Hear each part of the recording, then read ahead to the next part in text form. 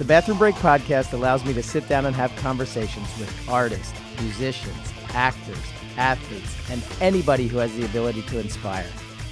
Hey, what's up, everybody? This week on the Bathroom Break podcast, my guest is Kymberly Robinson. We know her as Kimmy. She's a longtime friend and big part of the behind the scenes of the CKY Viva La Bam years. It was amazing to be able to sit down and have a really heartfelt chat with her about art, creativity, mental health, and her journey into opening her new workshop studio and retail gallery called Artisan Alley and Market.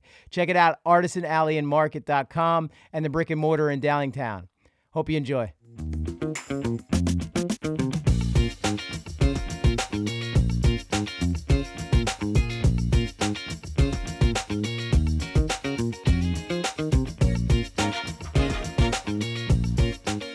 Thanks for letting us come into your world and disrupt all the tables and move everything around and get I it set up. appreciate it. Yeah.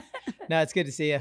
Good to see you too. Obviously, it was fun to come out the other night and do like your whole. I guess what would you call it? It's I'm calling it a living gallery. Yeah. But it's also like a maker studio. I've heard that term a bit. And I really embrace that.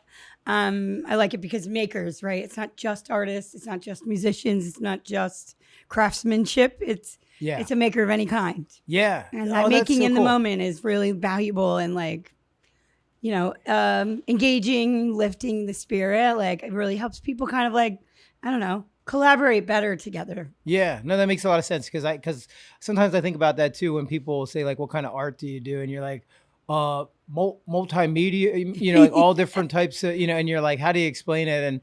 And I know for me, like creatively, it's, there's no real limit to it. It's like, yeah, would I make some t-shirts? Sure. Would I paint? Yeah. Do I do some ceramics? And then photography and writing is creative and art too. And so you're like, where does, I always wondered that with the term artist, what does that mean? I just had on Adam Wallacavage and he's obviously an artist, but he's a photographer as well. And I'm like, but a photographer is an artist, and 100%. You're like, where do you, what do you call an artist? Like, what makes you that? And it was funny when I was younger, it would be like I'd mainly focus on filmmaking stuff. So cinematography, that kind of stuff was what I really did creatively. And then it wasn't until all of a sudden, I just realized okay, with filmmaking, you always have to be collaborative. You always have to wait on somebody else to show up. Right. And I wanted to do something that I could do on my own. So I started painting. And I had done the ceramics when I was younger, but I started painting. And then someone saw one of the paintings. They're like, I didn't know you were an artist. Right. Like, what? Right. I'm like, that's all I've been doing my whole life is creative stuff. I know. But as soon as I painted, then I'm an artist. Then the word artist came into play. And not that that's a knock. I think it's just a traditionalist, perfectionist way to look at it in a good way, right? Yeah. Because I humbly bow down when I see someone painting or drawing something, because I know the feeling of wanting to do that, not being able to always do that, and the homage you would pay to someone that does that, right? Like Josh Ruggieri is one of the folks here with the Artisan Collective, and I still am in awe when I'm watching him do something live. It just blows my mind. But I, somewhat like you, came from this. Just as a child, a burning need to create, and I didn't know better. So to me, everything was in the mix. I couldn't draw perfectly, but I would try and draw those little things in the magazines, in the back of the magazines. Like you could draw the mouse ears or whatever. Yeah. And then I'd be putting things together, sticks and compositions and paper and glue and ribbon. And, I really didn't know much. I remember maybe third or fourth grade being one of my teachers kind of hitting me on the back, being like, I did go to Catholic school, so not so much ruler, but beating me, definitely smacking me on this would be considered plagiarism. Now, mind you, I'm third grade, and I'm devastated, but I'm but I'm putting all these things together, and so I remember that being very debilitating for a hot minute, and then I'm not an artist. But as I grew up, I was always creating. And ironically enough, I decided in high school that I was obsessed with haute couture. I wanted to know every designer. I wanted to know how things were made. And I decided, okay, I'm going to go to school for fashion merchandising. And there is a point to this. I came out of the first year of fashion merchandising and the school closed. So at the last minute, I had to pick a new school. And my best friend was in art school. And I was like, hell, I'm going to art school. My best friend's there. She's like, listen, we'll figure it out together. I don't know how to draw a stick person. I don't know anything about art. I'm the only person you'll ever meet that went to art school that did not draw. Yeah. But I taught myself a lot there. I learned a lot there. And I learned the idea of a mixed media artist. And that's when I really embraced it. Plus, computers started coming into the mix towards the end. So I learned the basics. I learned, like, even if I wasn't the best at it, I learned all the mechanics. Yeah. And then I was able to apply that to things I really loved, like photography. Like, I got into editing of little bits of film. I got into, like, creating websites. Then it just started all melding together. That's when I realized, like, I understand myself to be an artisan. And I use that term on purpose because I'm a maker of things. I enjoy forever learning, designing, and creating. And that's not necessarily the traditional way of looking at artistry. And that's okay. Once I got a label to it, I share that with my friends all the time. And maybe that's a little bit why I made this. So that we could communicate together in a way that we can, since we're not maybe considered a traditional artist. Right. But that's so cool because I feel like, in a way, when I'm just hearing you describe that, it seems like in the beginning when they're kind of killing your whole flow, it's like so limiting. And to me, I've always understood art as something that is like endless and open to any interpretation. So to like box that in and limit that seems like an oxymoron or something. Like it's like, Totally. counterproductive or intuitive or whatever. Cause you're like, no, why not use all elements that I have available to me to try to create? Well, it's funny that you say that because cool. When I hit art school, and very, scared, timid at that, walking into my first nude drawing, things like that.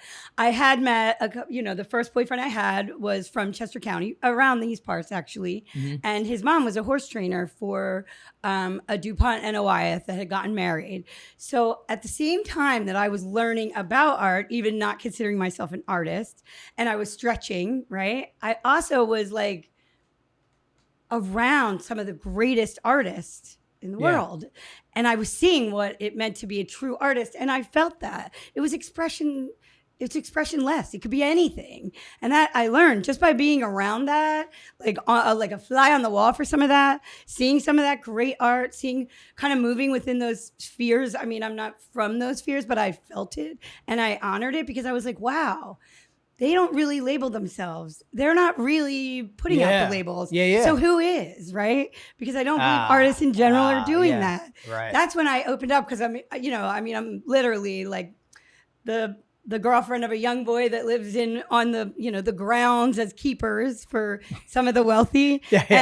But their love of art, their love of the way everyone should express art was so open, welcoming. They didn't care who you were. That shifted everything for me. That's where I was like, you know what?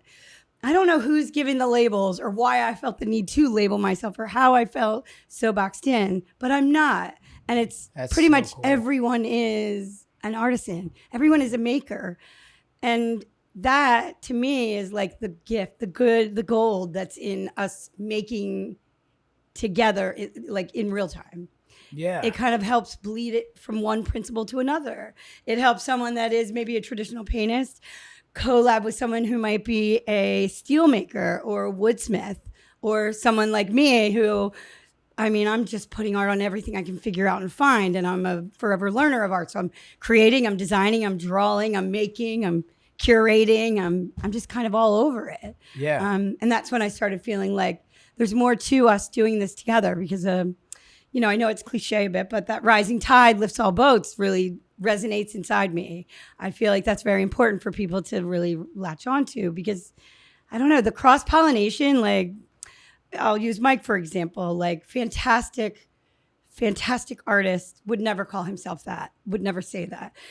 Photographer, skateboarder, right? Like he does drawings. He does so many things that when we got together and we decided to collab, he was starting to curate and create and talk about his visions and his ideas. And I was like, whoa, they're banging. Let me put those to life. Like, let me bring them to life. Yeah. And I had to even say to him, do you know some of the top haute couture houses in the world in all the decades, they changed the way we think about life and art and fashion, comes from the mind of a creative director. It's not coming from a single artist drawing one single thing or a specialist, or it's coming from someone with a creative vision to start. Oh, that's amazing. And yeah, because I wanted to hear a lot more about that, kind of how Artisan Alley, and obviously we're touching on it, but just hearing more about the whole vision of it, because it's that, because in a way I like, from what I see from, just kind of learning more about it and seeing it come to life, is like, it's like almost like an incubator for artists in a sense, artisans in a sense, because you're helping execute those visions and collaborating with people that wouldn't necessarily call themselves an artist or an artisan. Yeah. And just seeing that happen, like seeing Jen's line is amazing. And that's because the two of you worked together to do it. And you told me, she had some old little drawings, and then you took that, put these awesome designs to it. And then when I first walked in, I remember, because, I have a little girl, and I saw that and I was like, what is that ragamuffin thing? I was like, who does that one? That one's really cool. It's like awesome for my daughter, to get some clothes. And then it's like, oh, that's Jen's. I'm like, what? And then, and then you and I were talking, and you're like, yeah, she had these old drawings. I took them, we worked together, and then we made this line. And it's like, it's just amazing to see what you're bringing to it. And you're like, in a sense, not to like blow smoke, but you are like breathing life into these ideas, which then ultimately, when you execute that, make them tangible visual things that is like amazing. Thank you. And I think you hit it, the nail on the head. I'll take it one step further with Jen's, just because and maybe we'll circle back on like how this came to be, because I think that's a little bit of an interesting story. But with Jen's in particular, so imagine Jen is a good friend, been like my best friend since I can remember. And I can remember her daughter, Elle, was maybe a year old, and she's in a copybook, always drawing in a copybook with the lines on it, and she's making these little guys. And Elle was maybe a year old.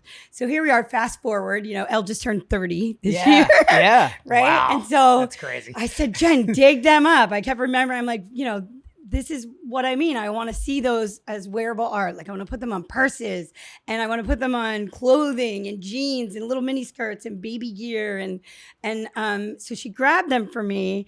And then I took it a little step further, and I wanted to surprise her. And this is kind of maybe the beauty of what I am trying to build here. So I knew Jen for most of our lives. And what a lot of people don't know about Jen, it might embarrass her a little bit, but her mom was a fantastic home decor designer. And because she was a home decorator, she had her house. Laura Ashley, I don't know if I'll probably date myself, but Laura Ashley was a very like conservative plaid colors, very, very, just a very, I would say, not Jen style. Let's put it that way. Jen, I meet Jen. She's 18 years old. Half the back of her head is shaved up. Yeah. Even though she has long hair. She's dragging me into mosh pit after mosh pit. We were loving life, having a ball.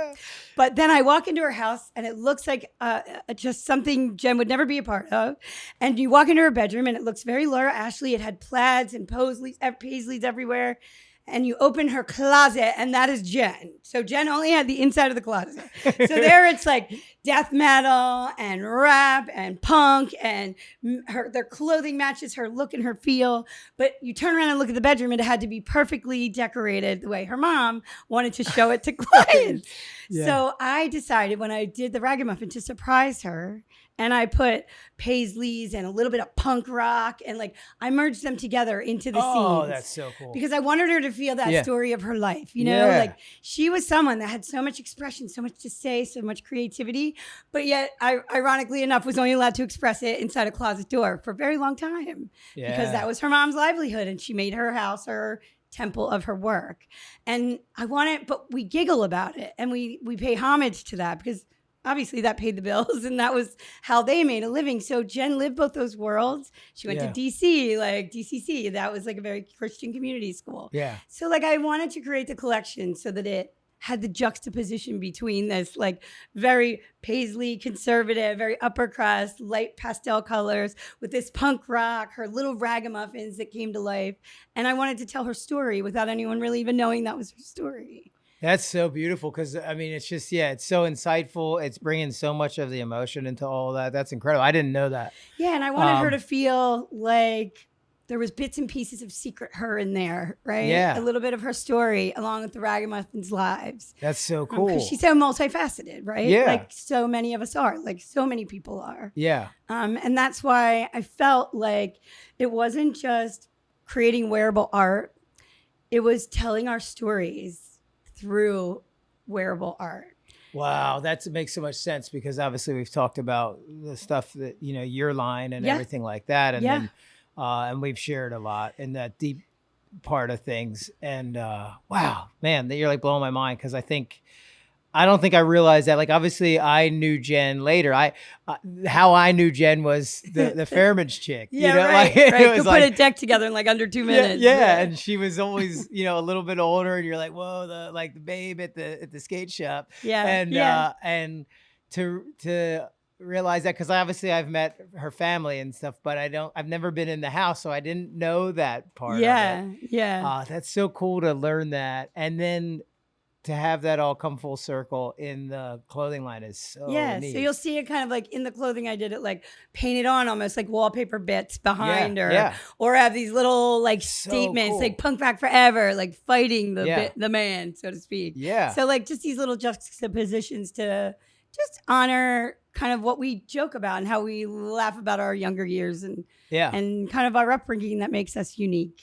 Yeah, in general. That's so amazing. But can you talk a little bit about that, about how, you know, each person's story and then that helps like us understand how this came about, because we can get into that place too. Yeah, so I'll back it up with Grit with Grace, which is my line. Yeah. So that comes from a couple things, but the tag of that is sharing your story ends the stigma.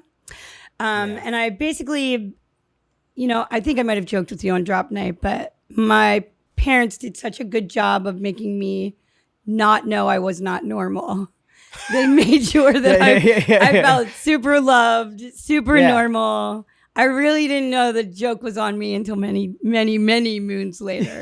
Where I was but like, we talk like what is normal and do you want to really... But like I'm zooming around like a motorboat. I'm going at Mach 5,000. I have a million ideas. I literally make up words when I can't pull the right word. Yeah. You know, there's a lot going on. You know, I laugh that, you know, people kind of often say, you know, there's a million balls coming at you. You know, I jokingly say, that on like Mach 5,000 is kind of where I vacillate, right? And as a young person, I just was never made to understand that in a negative way.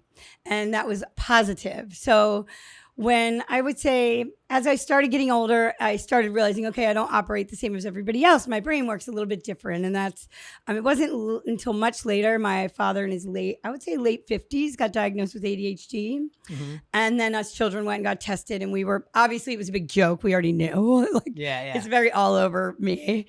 But when my daughter was born and pretty young, I would say kindergarten, first grade, that's when we were like, okay, she's suffering the same kind of things. So we went and got tested, and we figured out that, okay, we're a family that comes pretty honestly by ADHD, OCD, bipolar disorder. And we chose not to look at it necessarily like disorders. We really tried to we chose to look at it more like, I say it so it sounds funny when I'm saying it into a mic, so I'm just putting that out there. But, you know, these are our superpowers. But I tell Stella Blue all the time, like, but with that comes great responsibility. Yes. Right? The Peter Parker. You are definitely Peter Parker. Right? And so we lived a life where I can remember in the beginning I had to make hamburger helper from scratch because we chose like, okay, maybe not to medicate now. Let's see if we can do foods, remove foods. Oh, yeah. And so we had to do a lot of work around like oh, you got me thinking of cupcakes that weren't real cupcakes, right? Like we had to do the beet juice for the red icing.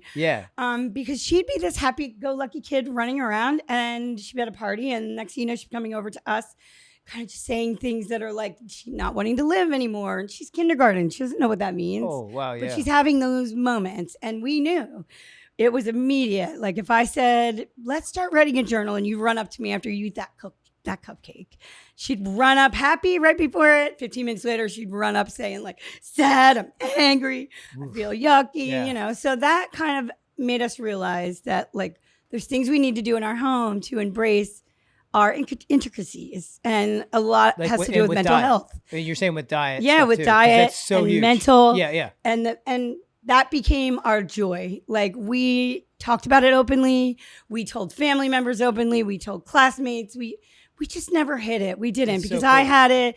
We knew Jamie had it. We knew my daughter had it, and we just wanted her to feel proud to have these things because there's so many gifts in them. Yeah. So I started making lines that was like, as we got older, I was feeling like I really need to do some things that pay homage to these little intricacies that I feel most of us have in some way, shape, or form. And I'm not trying to imply they're not serious or that there's aren't some challenges that are sometimes insurmountable. And I do believe totally in all forms of help for that. But we found that humor was the best way for us to handle it. So I started making lines like Bipolar Bonnie, where it's like sweet but a little bit salty, right? Things like that. Or I did ADHD Alley, and I did OCD Andy, and the Overthinkers Club. So like to me, there's a little bit of all of us in each of these. Yeah. And that started being my passion, to just start creating those, designing those little quibs and putting them on anything I could get my hands on: clothing, phones, purses, backpacks, you name it. It's so that's amazing too. Like there's so much in there, because you got me thinking, obviously, like I noticed for me, it's the diet does have major effects, because I'll go through those periods where you sort of get hooked on the sugar or whatever it is. Totally. And you don't realize, but you're getting that dopamine hit, and then you're like, oh, I need to get more of it. And then you crash so hard, and then you're in these spirals of these weird things, and you're like, this is all what's I'm putting in my body. Right. But in a way, sometimes we are like oblivious to what we're even putting in there. Yep. And like the more I am aware of it, the healthier and better I feel. Right. And then the more I'm just aimlessly, oh, I'm hungry, get that, do that. Then I'm having those weird things, and I'm like, why am I in this dark ass place right now? And it's like, diet is so huge. Totally. And I talk about that a lot. And obviously, like, I'm no medical professional, but from my own experience, what's happened for me is I've tried to do medications at times. Like I tried to self-medicate for a long time, and that's why I'm sober now. But but then I tried medications, and those things, they weren't really working, and they felt like, they seem like a quick fix right now, and then they don't last in the long term. And then the annoying thing is, like, most of my family's like in medicine and stuff, and and they would always, like, it's like they're all, there's a bunch of doctors and nurses, and they would be like, yeah, all that stuff, we don't prescribe any of that stuff. Diet and exercise. And you're like, and it's like, that's the hard thing to do. That's the worst one, and right? It's so hard. But but I've noticed with me having neurodivergence, having all these sort of things, my superpowers, if you will. Some days they don't feel that way, but having that, and then focusing heavily on diet and exercise. Yes. Like, to me, that's the foundation. Yes. And it's not to say that if you need other help and whatever, not to do that. Yes. But for me, if I'm not doing that, and if I'm not doing my program with my recovery, same. If I'm not doing that stuff, I've got no shot of having like a sort of level day. Yes. And it's a battle. Yeah. It's a constant battle, because you can't be good all the time. And in some cases, those are the addictions, right? Food and alcohol. Oh, absolutely. Red dye 40. I mean, definitely have been mine in the past, for sure. Yeah. And to this day, I still struggle with them. Yeah. You'll see me. I'll be flying around doing stuff, and if I've got a red Mountain Dew in my hand, I'm just off the I'm off the races, because I'm just off the rails. Yeah. Or my daughter will be like, I know how to maintain it now. I can have some blue stick or whatever. And, she'll be off the rails. But, and we live in a world where, like, as much as we can, just recognizing it, knowing it, just dealing with, because you have lots of stressors in life. So Yeah. for me, it was like, how do we start to have this dialogue in a way that kind of makes light of, there's some silly jokes in there about just like the way that we interact. But more importantly, I'm always putting little hidden messages in the backpacks and in the purses or where in the clothes somewhere that like, you're not alone. Like my Overthinkers Club, it's like, we'll leave the light on for you. Remember that old like Denny's commercial?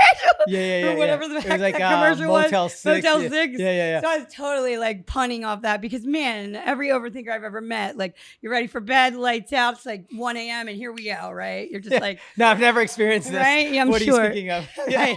I know not what you speak of. Yeah. So like pulling on little things like that just make you giggle and you're just like, man, that's me all day. That's totally how I operate. But that's such a cool way to approach it. And I especially think that now, and again, I'm not trying to carpet bomb the society that we live in right now, but I will say a lot of self-importance and very serious approach. And I think it's rule 62 in recovery stuff is don't take yourself so damn seriously. Yeah. And it's hard to do that because I'm one that can get very serious and very deep and very this way about this. And that's exactly when I need to remember to lighten up and be able to laugh at certain things. And so I'm not knocking anybody else. I think that we're all prone to it at times. Yeah. And it is a nice reminder to be like, lighten up. Yeah. We can laugh at this. Yeah. It's fucked up. Because otherwise you judge yourself. Yeah. Like, I'm a big person I'm a people pleaser, right? So that's when you're struggling with perfectionism and people pleasing, they don't go together. That doesn't compute, right? Yeah. So then you're in this constant place of like, which way is up, and and you're judging yourself harshly for every little move you make, and that you don't make the same ones other people will do. Yeah. Like I'll never forget. I had a coach. So I belong to an amazing network of women called Chief, and really, it's an amazing network. It's bringing people into the women of the C-suite and staying in the C-suite, like helping other women get into the C-suite, breaking that glass ceiling and helping them stay there. Yeah. And I had a coach one time say to me, listen, no matter how many employees you have, if your alphabet goes from A to G to H to C, then Z, that's okay as long as you tell them. Nobody really cares whether the alphabet's going A, B, C, D, E, F, G perfectly. They just want to hear and communicate the way that you hear and communicate. And I think the same thing with art. Like people might be afraid. I was afraid. The older I get, the more I'm like, fuck it. I'm going to try it. I literally tried surfing when I was, I think 37. Oh, cool. But when Jen and I were living at the beach every summer, when I'm 20, 21, 22, you wouldn't have caught me on a surfboard because my judgment was too high, right? And my worry of what people would think was way too high. Yeah. But 37, I could give a fuck. Well, I crushed that. I was so fun. Yeah. So that's kind of, I think, the same with art. Like there's this standoffish piece that art kind of has sometimes that people kind of think to themselves they can't do or they shouldn't or they don't have a right to. Yeah. And that to me is maybe some of the walls I want to break down, right? Because I think we're all artisans. We're all makers. Yeah. And that is a lovely, wonderful place to be and live and express. And when you take away the misconceptions or those guardrails that tell you because you're not this type of artist or that you may not be one, boy, does the gloves come off. People just start making cool shit. Yeah. Well, and it is kind of that concept of like we are like our own worst critic and we limit ourselves more than anything else. And it's that fear of judgment. But where's the judgment really happening? It's ourselves it's our own doing self. It. Yeah. Creating that. And Wallachevich was talking about that where he was like, he's so funny. He was like, kind of an airhead or something. And he's like, but I just realized, like, if you just practice. Oh my gosh. That's the whole thing. Because he would look at like these people. Fact. And I mean, obviously, like I'll look at his stuff and be like, wow, you know, and then he got there because he just kept practicing it and doing it. Yes. And he would look at other artists when he was in art school and these things and be like, I could never do that. How could I ever figure out how? Right. And he was like, and it was just that simple. It took me that long to figure out. It's just process and practice. Just do this and do that. Yes. And you just keep doing it. And then you see like, he was talking about how he could now just kind of really do these octopus chandeliers like pretty quickly, but in the beginning it took forever to figure out all these. And it's like, yeah, that's it. It's learning that process and then practicing it and continuing at it. Yeah. And as you do that, then you get that much better at things. But having that ability to kind of let go of that fear of self-judgment and stopping yourself from going, I could never do what, like I could look all around here right now and go, oh, wow, all this is so amazing. I could never do this. And the truth is I can. You can. I just have to start.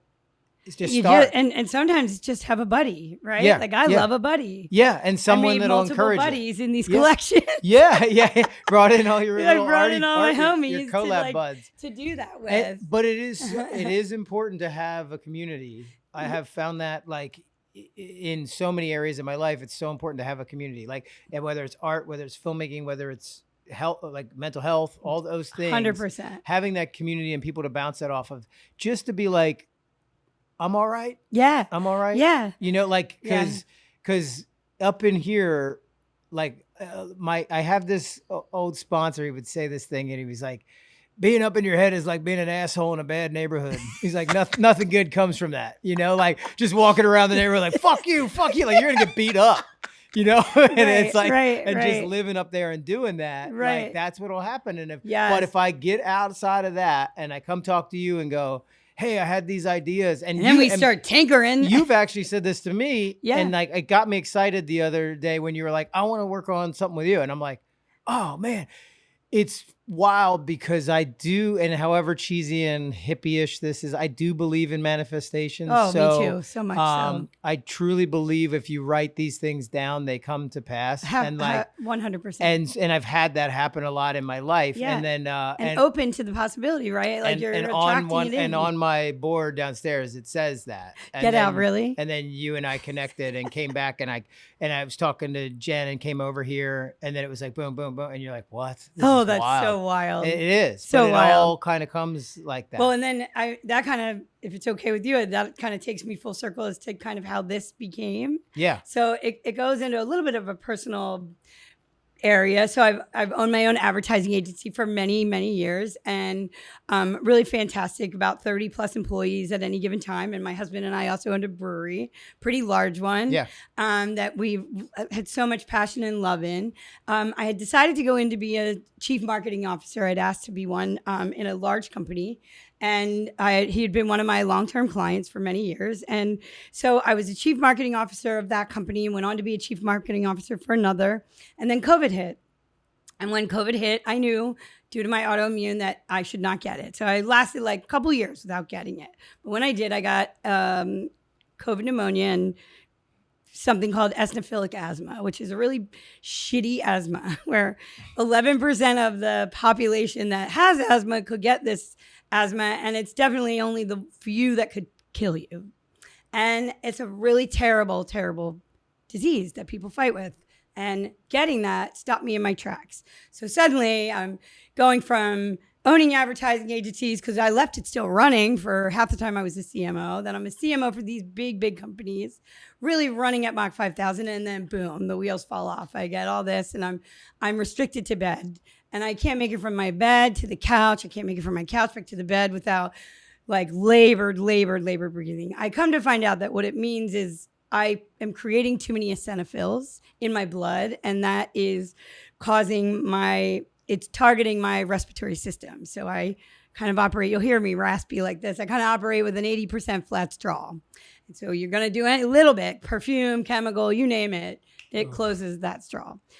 So learning how to live with this new normal where my life just shut down. Like, I mean, I went from bustling agency and big like career trajectory, lots of awards, really exciting, lots of employees to manage, to like, you're in your room and that's it. And you're worried like, I'm not going to go to Burger King. I'm going to fall over in their Burger King bathroom if I walk in there, or a restaurant or anywhere. It became a fear to do anything. So that's when I kind of started really leaning into drawing. I couldn't really even get on the computer much. I was too sick. Breathing labor gives you headaches. So I was just like drawing on the iPad as much as I could. And then I one day decided, you know what? I need something more. I need something where I can go in somewhere and learn how to live with this new normal, because I'm depressed. I'm angry. I'm scared. I don't know what this means. How am I going to survive? How am I going to thrive? Like, Yeah. where does my life come from? My income come from? And so I swear to you, this is no lie. I'm on the internet and I just find this place in Malibu, this beautiful mansion in Malibu that I thought, this is bullshit. I'm going to chat GPT this and see if it's a fake, fake mansion, but because it was for mental health. So like I didn't have a real addiction to go into a place with. At the moment, it wasn't like I was doing drugs or drink. I mean, I kind of had to stop any type of fun because of what was going on. So fast forward, I find this place and my daughter comes walking in the door and I'm like, yo, I just chat GPT'd this mansion to see if it was real. And it's all around mental health and medical health, right? And she was like, well, let me get involved. Let me check it out. And I was like, but I don't know if my insurance would cover it, our insurance at the time. So she chat GPTs that, finds out that my insurance will cover it. And off I go within a week. It was like $3,000. And here I am at a place for the rich and famous. And I don't know how I belong here, but I'm here. Yeah. And they're teaching me everything all over again. They're teaching me health and wellness. They're teaching me hypnotherapy. They're teaching me yin yoga. They're teaching me art therapy. And boom, that's where it's clicked. Yeah. So here I am. I'm with the art therapist. I would love to just tell you, first of all, he would teach you upside down. So he would be painting on his board upside down. Yeah. While I'm like, I can't even do a palm tree yet. Like, please don't make me. And he's like, come on, just get in there. And he immediately says to me, it's sad that the world doesn't realize that if we just kept doing art past first grade, all it is practice and process. Wow. And if we kept doing it all the years that we've been alive, we would all be a sort of Picasso in our own way. We would all. Yeah. And then I come to find out, because I don't know if you know this, but Malibu is maybe 1 degree of famous. Like any person you meet is 1 degree of a famous person. Yeah. So like my equine therapist was the most beautiful, wonderful woman that ran this farm, and she does equine therapy every day. She was the Sid and Nancy. She was Nancy. She was the mother in Shameless. Like, oh, wow. No idea. So I'm working with her for maybe 6 weeks until she finally says, why don't you go look me up? My credits will tell you. Everyone was a batshit crazy role, she says. There's a reason. I grew up with trauma. I grew up with this. This is how I learned to heal it. This is how I learned to help others heal it. Yeah. This is how I do recovery for us, and this is, and her recovery. So you're 1 degree apart. And what was so fascinating about the art therapy was Thomas Kincaid was a good buddy of his. And so he's just mentioning Thomas Kincaid like nothing. And I'm like, the Kincaid, like the cards guy with the smoke and the paintings. And he's like, yeah. And he was like, he'll tell you all day long that this is just practice and process. Yeah. That's when it started dawning on me. Like, I need to do this at home. And I need to bring these experiences, these people that I've met, these wonderful, amazing people that I've met. I need to pull my friends together and start there. And then I need to go outward from there. And then if I'm lucky, I need to go national from there and like create little incubators all over the country that look like this, that replicate this, because it feels right to be doing this together. Because maybe we weren't taught in grade school, but if we kept going, we'd be really good at this shit. Yeah. So I'm like, there's never too late to learn, because guess what? Now we don't care. Yeah. As we get older, we lose that inhibition to give a shit as much about what people think. And there's so many thoughts I had all through that. It's like, one, it's funny how we all kind of gravitate towards each other, right? I've known you since, I don't know, maybe I was 12. I don't Pretty know, young. whatever, however young. But same with Jen, the whole group of people like in our area, and it all sort of comes together because it was every one of us had that like, oh, I'm a little fucking whacked, so are you, and this, and it matches, and it's good, and it makes you feel not alone. Yes, and it makes you feel like connected to others, because everyone that's being creative was all sort of, you sort of flock to one another. Yeah, but to that point of like, if you just keep doing it. Because Rick Rubin talks about that sometimes in some of the interviews I watch on him, where it's like everyone's an artist. Yeah. And The Creative Way, I think, is the book. Yeah. I love that. And then love that book. What? And then what? Wait, was that his book? Wait, which book? It wasn't his. He did. He has one that I read, and then there's The Creative Way. There's The Artist Way. There's all those. Very life-changing books. Yeah, and a lot of those books are really cool. And But just that concept of like, if you just keep doing it, because I know when I was young, like I loved to sit there and draw. And Darren Miller and his younger brother Aaron Miller is Mhm. very good drawing. He's super amazing artist in every way. But Darren and I would like we would do some little dumb drawing, and then Aaron is like really good. So like we'd be like, oh, we can't draw, and then he'd be like, no, you guys can. Yeah. You're really good at it. He's Yeah. like, it's just you. I do it more. Right. I just And keep going. Yeah, and then That's you what he realize said. like He yeah. just said, I keep going. Yeah, and like I started That seeing blew that, my mind. and that's where the painting thing started happening for me, because I started going like kind of on your point of like, I always thought, oh, you have to just paint it, like, and I never thought like you could draw something and then paint Right. onto that Right. and create whatever you want onto Right. the drawing. And it was like, no, I guess that's cheating. And then I was talking to my one buddy. He's like, no, dude, like a lot of That's people do all that. art. And then you're like, oh, okay. And so I started realizing you could do all these kind of processes. Right. And as I reached back to like, oh, I can still draw like Yeah. how I could when I was a kid. And I Yeah. would be much, much better if I kept doing it. Yes. But who cares? Grab it where you're at Yes. and then start doing it again. Yeah. And that's what kind of, I got like real hooked for a while. Right now, I'm very into watching my daughter do it, and, Yeah. and I'll do some. But for me, like I have that, ADHD stuff, like where I get Yes. so hyper focused. Yes. So then, like when she's doing hers, I want to be more available for her. Yeah. And so then if I start to do mine while she's doing hers, I'm like, out of here. I need to like, and I start getting real like, I gotta do it this way. Yeah. I get real Right, hype right. into what I'm doing. So a lot of times I've sort of put that in like, if I have free time, I'll do it. But usually I want to do it with her more and watch where she's going with Right. it and be available to help kind of like, well, what do you think about this? And Yep. it's so fun. But to your point, when you just keep practicing it, that's it. And we that all have blew my it. mind because Yeah. then I remembered us all. I remembered us all as kids. Like you said, we probably met when you were maybe, I don't know, 12 or 13. I swear the years from there until our mid-20s, when I look back, I just see us as a bunch of makers, doers, and thinkers. We were constantly contemplating. Yeah. We were constantly thinking shit up. Then we were like, oh, can we make that shit?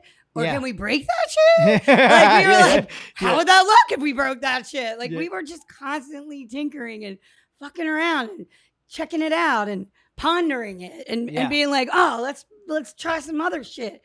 Like to think, yeah, were we partying? Yeah. But I swear, I saw so much magic around what we did and made and thought and tinkered with. And it was like we really were the saying of like, no, you gotta fuck around to find out. Like that was really real for us. Yeah. So we joke and say that around here because we're like, no, we gotta fuck around to find out. We don't even know what the possibilities are, right? And it is true. You got to get dirty because like sometimes that like my daughter will do that where like things will be all mess. I'm like, and she's like, oh, I spilled it. I'm like, that's You're the like, point. That's do on it. Like, purpose. get dirty. Like make Somehow a mess. that was meant to be. Yeah, right? make a mess because Yeah. some happy accidents happen in those things. And I was thinking about like with her, and that, like I said, because that's a lot of my focus right now.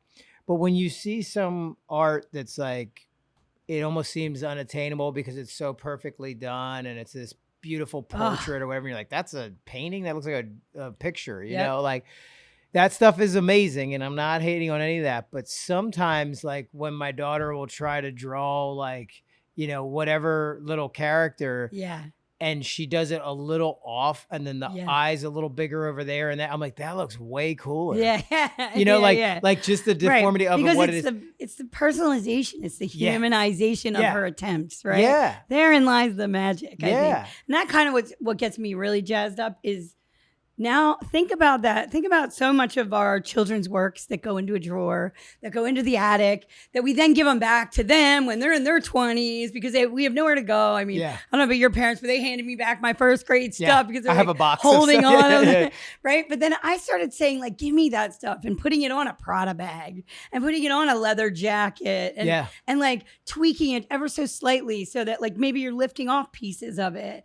And it's telling her whole story. Like that was third grade. Or then it becomes an heirloom. Then it becomes something we are giving each other and gifting your parents. And they're wearing it proudly. And it's reminding you of moments like that where you watched her draw that eye a little to the left and cockeyed. And you're like, I remember how amazing and proud I felt watching that's my daughter beautiful. do that Yeah. special little something. And maybe we're at the beach, or maybe we're in my house, and maybe things weren't as great all around us, but that moment just like is captured in time, and it deserves to be worn and told in stories. Like, I feel this overwhelming need to like wear our stories and help others wear their stories. Yeah. Right. And Can I especially slide that there? Oh yeah, sure. Yeah, just so we see you. Yeah. Yeah. And especially with like our children's art, and thinking about like, God, would I love to take some of my mom's art? And like I kept saying to her the other day, find me some stuff, because I would love to start putting it on clothes and like just like who she was and honor that, you know? And then, but the biggest thing and the most important thing, and I want to be really unapologetically loud about this, is my mission here at Artisan Alley is to create artisan wealth. Yeah. And that's not small. I know that. Like that, you know, I can't be selling $20 t-shirts or helping artists with $20 t-shirts. And I realized, like, how do we create artisan wealth? Because, I mean, kings and queens had artisans in their courts. They were paid homage to, they were paid handsomely, and they were revered, right? Yeah. And somehow we became kind of like a side hustle. Like artisans and creative works, craftsmanship has become the side hustle to the main job. So now I'm trying to figure out ways like, how do we create things? How do we allow each other to create? But how do we do it with an intention of creating artisan wealth, so that this become legacy plays for people? This becomes a way to change their monetary history, instead of change their future even, right? Instead of it just being about crafting something or creating something, how do we honor it in a way that it also can create wealth for that artisan? Well, and there's also like some level too of like, if you can actually make a living doing it, there's a beauty in that. Like, you know, you find like, I don't know, sometimes you think like with musicians or artists or any, like their first works are the best because they were struggling so hard to be able to make it. And it's like, maybe, but then there's people that continue to evolve in their craft. And sometimes the worry of, are my bills going to get paid, or is this going to happen? And am I not able to eat because I'm trying to focus my energy on whatever I'm creating? Like, that kind of stops you from that free flow. Yes. And so to be able to actually make a living, and it's not say like, oh, everyone's got to get rich for whatever. Right. I mean, obviously the definition of rich is different for everyone, right? Is it financial to you, or is it relationships to you, or is it experiences to you? Like what, you know, all of that can be different, but to say like, just to have like your basic needs covered by what you're creating is huge, because then you can focus your energy on what it is you're creating. I was thinking about, you know, I always used to think like okay, love like Otis Redding and some, you know, and Sam Cooke and some of those old, you know, amazing singers and musicians and stuff from that era.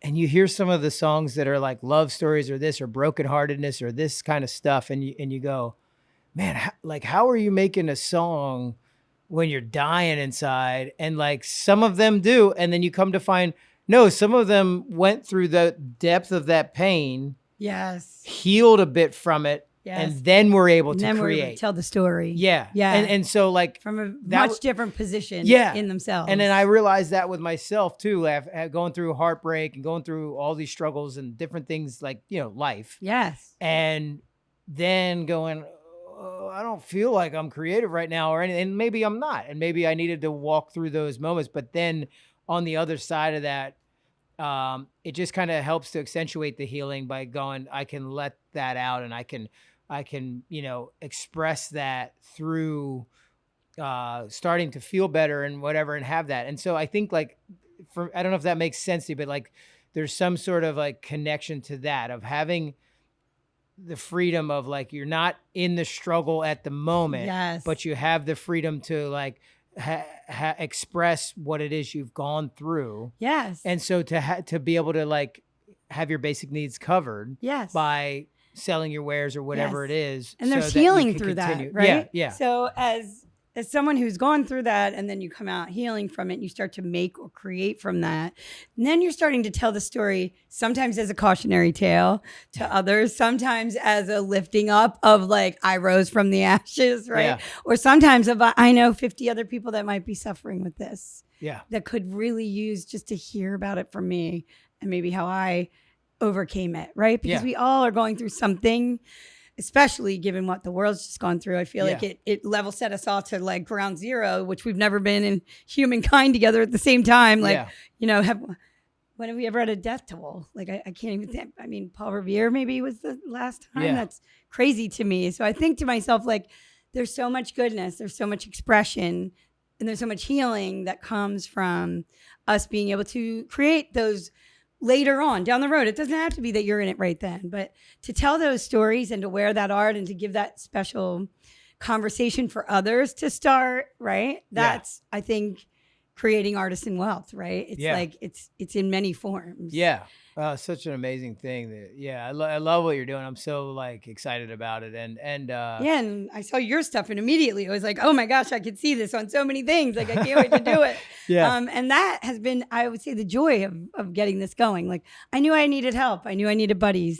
I knew I couldn't do this alone. I knew that this time around, I couldn't run my own agency or go be a CMO given my health limitations. I needed people to know that I can only do things in these ways, right? With limited big parameters around them. But I honor so much the way that their lives have been, what they've created. And I swear, everybody I meet on the street, I feel the same way. Yeah. Like several minutes of talking with someone and you really can start to see their story. Yeah. And that deserves to be worn. Yeah. No, absolutely. And again, it comes back to like, you're building this community. And it's a community in a sense that was sort of already there, but then maybe has been just kind of separated through life circumstances and whatever. Yeah. But to have it coming back together and the surrounding, and just to see like Jen's over here is awesome. I haven't seen her in a minute, and like, and just to see all the familiar faces around and connecting and having that is so amazing. Yeah. And I feel like it exists in lots of little towns and little cities across, USA, America, like we created, I look back so fondly on the stuff that we were doing and the fun we were having and the music we were making, even though we didn't know how to make music, and you know what I mean? And the skits we were filming and the bottles we were breaking in the basement and the prank calls that were happening in my basement. And like, right? And me getting like kicking you guys out to high school because I'm a couple years older and your moms were bitching at me. I'm like, fuck, you cannot skip school. That's amazing. When I'm telling her you're going to school. That's the kind of funny shit that I remember. And that's what I was like, that's when I got sick. I was like, when I was in Malibu, when I was getting healthier, I was like, this is what I need. I need to recreate that feeling, that bond of community. And I need to do it with first people that I know, that I love, my makers that I remember, our little crew. But quickly, I immediately started looking for the other makers around the area, you know, like Nikki and Rob Perna with the dojo and Dave. And then I met so many people from there. And then working with Josh and his partner. And just like, I just went into those places like, let me become a member because I don't know what I'm doing. And I just want to learn more about what artisans think of themselves and musicians and, and how do I help tell that story and how do I help bring that to life? But also doing it in a way that we're honoring each other and we're lifting each other up. Yeah. That to me felt like the point. No, it's amazing. And so like, cause got me thinking like, just wanted to hear a little bit about kind of the process of like, I know that Josh came in and did like a workshop on resin art. He's about to, it hasn't launched yet. Oh, okay, So good. I need to be here for that. Because, it's so dope. Because I'm getting super like interested in that and just been looking up tons of stuff and wanting to do it. I have this one piece I want to do for this part of the wall at my house, and like I'm like, I want to do this, but I got to figure it out. And then as I'm reading, they're like, don't use this kind of resin. Use it. Totally. And so it's going to be cool to be able to just connect with Josh great and really course. Learn what he's doing. Yeah. Can you talk a little bit about the workshops and a little bit about like sort of what you're creating here and what people are going to get to experience if they're coming in? And Yeah. So right now we're doing it by appointment only. And that's mainly so I get my footing, right, with my health and things like that. But the main thing we want to be focused on is a couple things. We have the House of You collection where you can come in and we'll create for you your own collection of clothing with your works, your grandchild's works, anybody's works. We help you kind of narrate and create that. That's so cool. And what I love about it is like I do everything with, like I want you to think of a logo for your house. Like you'll be putting that logo onto your clothes, and you'll be picking out suspenders if you like suspenders, or you'll be using Prada bags if you like them. Like I'm using that because I really want the House of You to be a collection of your own works. And then in conjunction with that, we wanted to start workshops where we really delved into like each artisan's, I would say, speciality, or even what they love. Like Josh is a fantastic painter. We were dying to learn resin. So we wanted to have him immediately put together we wanted to put together immediately a workshop where it'll actually be a 2-part workshop. So the first part of the workshop, you'll come in, he'll teach you how to do resin on he has art that he created, so that you'll learn right on his art how to do the resin process. And then you'll come back for the second part of it after you've cured it. We did it ourselves. So I make our artisans the guinea pigs. Yeah. So we do the first workshop. And then I'll start, those will come, I think he wants to start that in August. So the first workshop will land in August. You'll do the first part is the learning the resin. The second part will be coming back after it's curated. We do like a little celebratory, little cocktails and food. Yeah. Because then we get to talk shop and like, what do we learn? What do we want to do? And then part B of that is to come back and do a workshop with your art. So then you bring in the thing you've been dying to do, the one you've been thinking about, because now you understand like generally how it works. You feel good about what he's teaching you and the tips and tricks. But then we have a part B to the workshop that's going to have you coming in with your piece, meaning like, I always wanted to do this, and he'll work you through that so that you're creating that piece from start to finish the way you need to. Awesome. And building those traits and those skills. And the same for me, like my big goal is the intersection of art and commerce is very important to me. Entrepreneurship and commerce.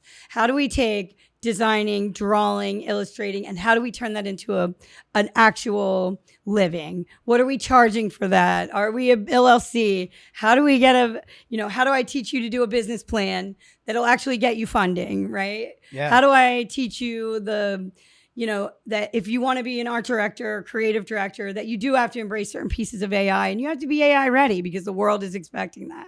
But I want to teach you more to mitigate the risk of what AI could cause and create. So in my world, I'll be providing that type of stuff that intertwines with kind of what I've been doing in my world of digital and traditional art and technology for most of my career. Oh, that's so cool. And the same with Mike. I'm really encouraging Mike. I'm like, listen, I want you to lean in on your passions. Like, I don't know if many people know this, but Mike is very, very, like, he just is in nature quite a bit. He loves it. He grows plants. He is very well versed in growing his own food and what types of food and plants he wants to grow and things. He loves that.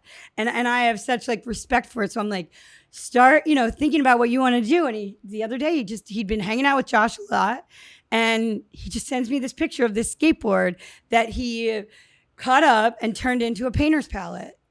And it was gorgeous. And I'm just like mind blown, and because that's his world and that's how he's going to pay homage to his artistry. Yeah. Right. So like Johnny Baines, like I was talking to Johnny Baines, and he's an amazing chef, as we both know, and a good buddy of ours. And I was like, Johnny, I want something really cool and different. I want to be able to serve something here, but I need to package it. So he comes up with this cool cookie fries recipe and idea and all these accoutrements that go with it. And I'm just like, this is so badass. So I'm like, please, I need you to teach a workshop on these things. Like, I want the workshops to mimic kind of what the artists do and think about in their lives.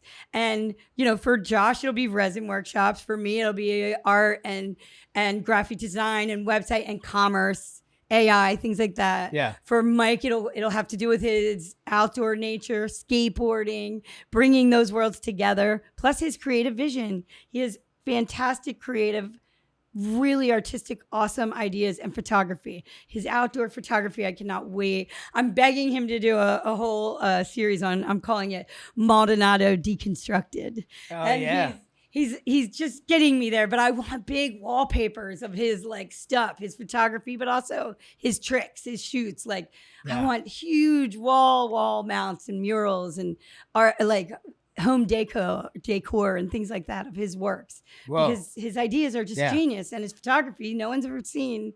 It's absolutely I don't think I have. Yeah, that's cool. That's very cool. Gorgeous stuff. Yeah, I mean, because he definitely has an eye and for creativity, and you know, I always think that, and I've always said that with skateboarding is an art. 100%. You know, at some point, I mean, it's both. It's a sport and it's art, but like we grew up in an era where it was way more art focused to me. And again, I'm a fan of it. I've skateboarded and I still cruise around on a board, but not to the level that Bam and Mike and Carrie and but I've always seen it in the era that we grew up more of like, it was all about style and what you're bringing to it more than like, oh, I could flip trick this thing or whatever. 100%. And like, that's cool. And it's awesome with all that stuff.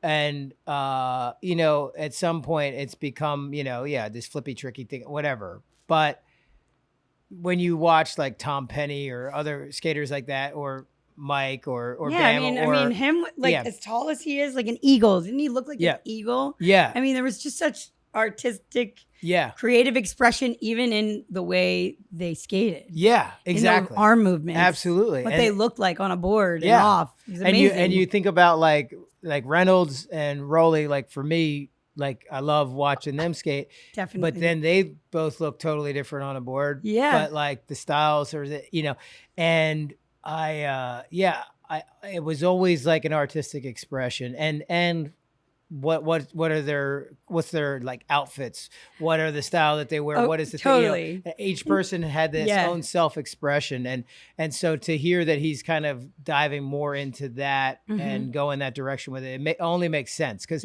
I mean, you know, I've always felt, and Johnny Baines and I talk about it a lot. I'm like, Mike's like the coolest fucking dude you ever knew. Like, you know, he just always unapologetic, unassuming, and always had a cool about him. It's just like, and you're like, just an everyman man, like really is. And you feel really a little cooler being around him. He's definitely close to the best. But once you know him, you know the salt of the earth that he is. Yeah. You know, he's been like a best friend for many years. And we laugh a lot because we're so different. Yeah. But that's what makes us so special, you know? Like, I'm very outgoing, very noisy. He's very close to the vest, very quiet. Yeah. And what's funny is, you know, you touched on something that makes me laugh, because what I remember the most is what a lot of people don't know, or maybe they do. A lot of the pro skaters would stay at Jen and I's house. Yeah. And half of them be up drawing with us half the night, or they'd be playing music they loved, or they'd be sampling, or they'd be putting things together, or they'd be like, the art never stopped, and it came in so many forms and fashions. Like you said, it was the clothing, it was the skateboarding, it was what we were doing. But then when we get back, we'd be tinkering for hours, right? And we'd just be tinkering and making and doing.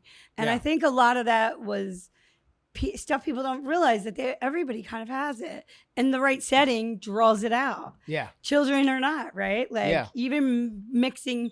We had Elle. Elle was like little. She's like cruising around on a skateboard in the living room. Yeah. You know, while me and a few others are just like messing around with painting with stuff and just fooling around with stuff and creating and crafting and doing whatever we could. Somebody's hopping on the piano that half the time was out of key. Yeah. But Jen be belting out some tunes like a mad woman, usually 20s focused, you know, like, so I remember the times being so creative.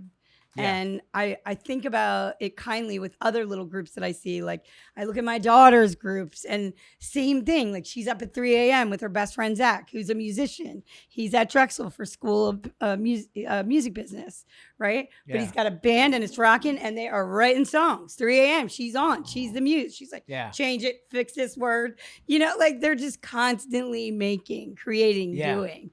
And she's in med school. She's not even...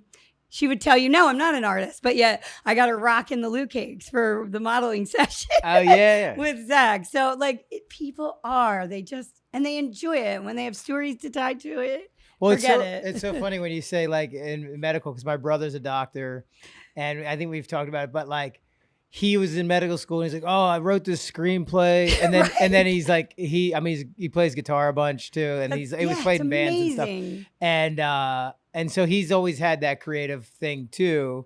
And I remember being like, you wrote a screenplay while you're in medical school? Like, what the hell? you don't have enough work that you're doing? Like, I know. but it's funny to hear like that she's doing that same thing. It's like, it almost in a sense probably gets their mind off science and medicine 100%. for a minute to be able to just like have an outlet. 100%. Something that just kind of lets them, you Yeah. know, let their hair down and be Totally. creative. And it's so cool. But like, back to your point again, that everybody is an artist. Everybody's an artist. And everybody has that ability, and it is about the practice, whether in the process, right? Whether it you really do it. is. Yeah. In terms of her, just very quickly, like in terms of her best friend Zach, this is pretty funny. Like he never picked up a guitar before COVID. So what was COVID at the time? It was like 2 years maybe, because I had decided, okay, I'm gonna take Stella Blue to her first concert. It's going to be the Firefly. So I wanted to take them to this concert so bad for their 16th birthday, especially because they've been stuck in with COVID. So I don't care if I had to sell the house. I just had to make this happen. Yeah. I was like, super VIP. We need to be right there where there's only maybe 6 other folks in a crowd of 50,000, right? Yeah. So the first concert is Willow. We're all in shock. We're all starstruck. She's singing right at these two, right? Yeah. And they are just like over the moon. So she leaves and I'm standing there and I'm like, listen, if you put your head down, if you work hard, if you do the right things, that could be you someday, you know? So we get out of this weekend that was like amazing. We're all blown away. And I had paid for the first concert tickets, right? Yeah. So they're like, we have to go next year. We have to. I said, well, you need to pay for half. We do super VIP again. So here they are sending me their little $50 a month. They're in high school. Yeah. They're like so young. And we get to the show the next year. You will not believe this, but we meet a couple that go see Green Day almost every year. And every time they made this joke to Zach after they met him that, crazy enough, we don't know them, but we tend to get anybody who's with us tends to get on stage. And so we spent the entire weekend getting Zach ready to get on stage. It was like a family affair. Stella's getting him ready. He's practicing. They're musing. They're figuring out the chords. They got to get him picked. Jamie's like finding pizza boxes we can write on. We're there from like 9 a.m. because they don't go on till 10 at night. But at Firefly, you need to get your ass even super VIP, right? So like we are guarding the gate right in front of the thing. And sure enough, I kid you not, Raab, this kid gets his ass up on that stage, and Stella's holding, like, we make this sign that says, like, it's like I forget what it was. You would have loved it, but it was a play on one of his songs. Yeah, it was like Zach don't know nothing but guitar. Yeah, it was like one of their lyrics. Yeah, and sure shit, he kept staring at Billy Joe kept staring at Stella and smiling. So she's like, oh shit, you're getting on. He's like, what? You know, and then Zach, he goes to say something to Zach, and Zach's already climbing the fence. He's like, oh, don't be so sure of yourself. Like, get back down. Yeah. So 2 minutes later, he like teases him, but he lets him up, and Zach is playing. Now, remember, we meet this nurse and they're both traveling nurses during COVID. Yeah. They have a 3-year-old son. They put the big earmuffs on and take him to every concert. And they're giving us little pointers like, you know, Zach, when you get up there, you just get it in. I don't care what happens. I'm telling you right now, Raab, he's doing Chuck Berry up and down that whole thing in front of 55,000 people. Wow. To the point that when he's done, he jumps up on the speaker and he's playing guitar and he looks back at Billy Joe and he's like, yeah. And he spins around and hops off and lands. I mean, that's amazing. It's amazing. What? So wait, what song was it? So it was well, apparently they let someone come up every time to do. I've seen that with them. Yeah. Someone play guitar and someone come up and sing. And so I feel bad, but I forget the name of which song it was. Yeah, but video. I gotta send. Oh, you do. I gotta see that. I gotta send it. We should clip that in here. Blows people's mind, and you gotta clip it in. And my point for telling that was, we get him off the stage, and they give him. First of all, he comes running off the stage. I could tell he can't even see straight. Yeah, he's not even there. That's the. I'm like, I gotta call his mother. Somebody call his fucking mother. Like, this kid is 17 years old, not even right. Yeah. And I'm like, he's never played out of his fucking bedroom. He's only played in his bedroom. And during COVID is when he learned. So I'm like, he comes running off. He falls down into me and Stella's arms. He's like crying and happy. And they give him a guitar signed by all of them. Oh I mean, his mind is blown. Yeah. We're blown. We can't breathe. Nobody's sane at this point. Yeah. And I looked down and I was like, Zach, I meant it takes like 30 fucking years. Not like next year you're going to be on stage with fucking Green Day. I was like, holy shit. Yeah, that's amazing. It took like more. And that's the beauty of that was so special to me because, you take someone that's not an artisan at the time. He's learning how to play guitar in his bedroom. And Yeah. he's, in no way, in what world would he be playing with Green Day? And he is. And it all happened. And that manifestation that you talked about Yeah. comes with hard work and being Wow. open and putting in the time.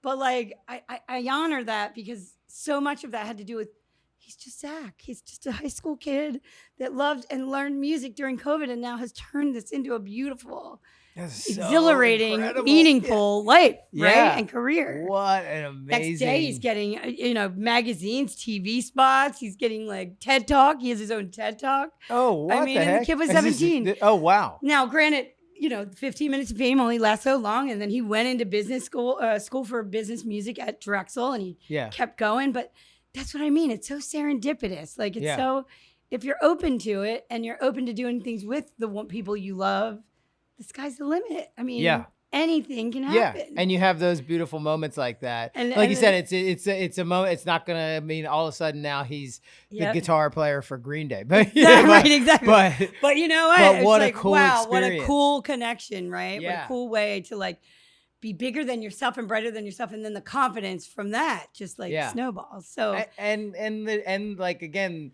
Back a little bit back to community stuff of all the support from all of you guys creating the signs, doing that stuff. Like how cool that is that it just like sort of manifested that. Yeah, like my cousin Tessa, she does like she's a cosmetologist, right?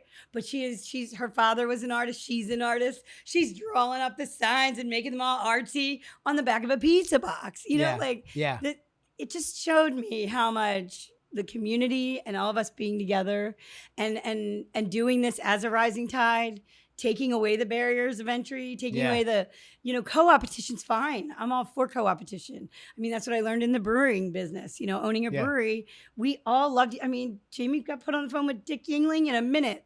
That guy's on the phone giving him all these pointers. We weren't even a month old. Yeah. You just don't know. People love artistry, and it comes in all fashions and forms, right? Yeah. That's why I love the word makers. That's why I love artisan.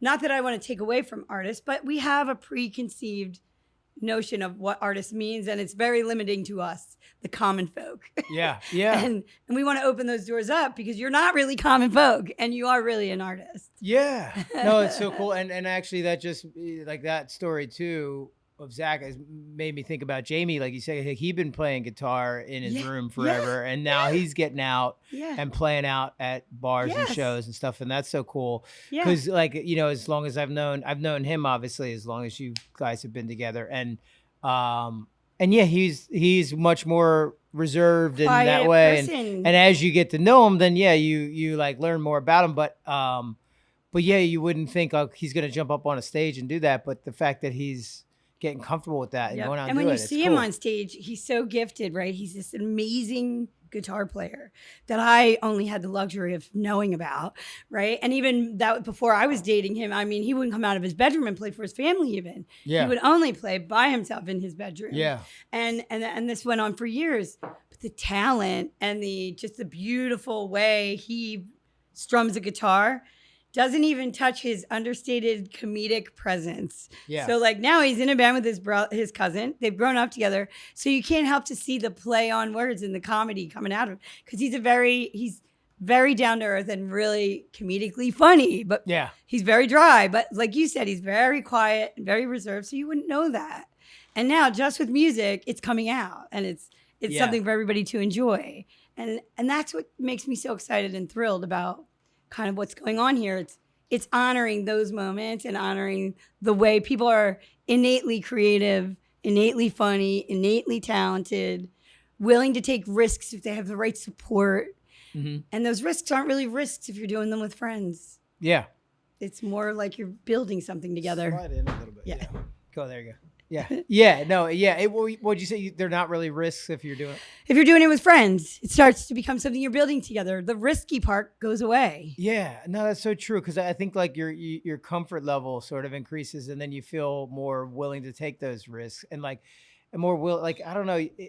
It definitely takes kind of someone like because what you're doing for everyone that you're working with, it's like creating confidence in a way, and like self-confidence is starting to happen more because there's someone backing you and going, hey, that's rad. Like I had that a little bit with some of the painting stuff, like where friends were like, hey, can I commission you for a painting? I'm like, what? No, You're like, not me. whoa. Right. Like, and it's like, I don't know, and then I'm like, no, I'll just paint something for you. And then they'll like, they'd be psyched on it or whatever. But that started to build confidence in me and going, oh, maybe I do know how to do this a little bit. Yeah. And when I saw your stuff, I was blown away by your stuff. Yeah. Right? It's like, well, okay, I have some. And you're questioning it as you're showing it to me. You're like, oh, well, I did this, but I don't know. I'm like, oh my God, I love that. I could see that on a jacket or a shirt or a backpack. Oh, yeah. Right? Like I could see that really resonating.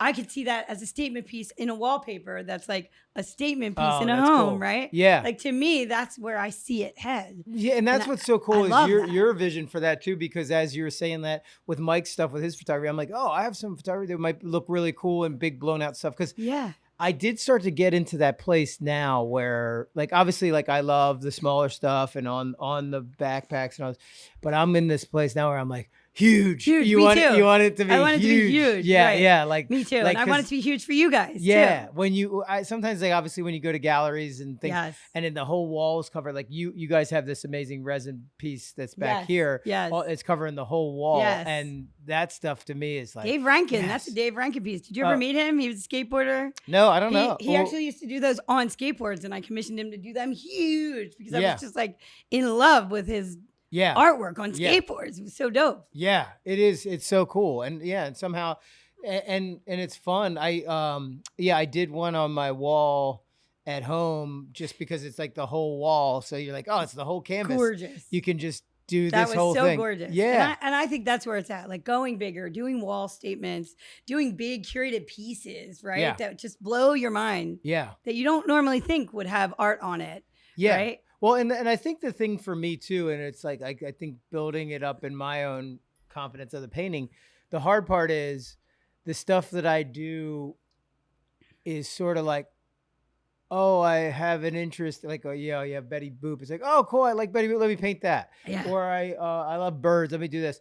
And I think where I lack the confidence is going, when you look at someone like Adam Wildcat, where it's like he found that octopus themed stuff was his stuff and he's got his style. Right. I haven't evolved into that yet.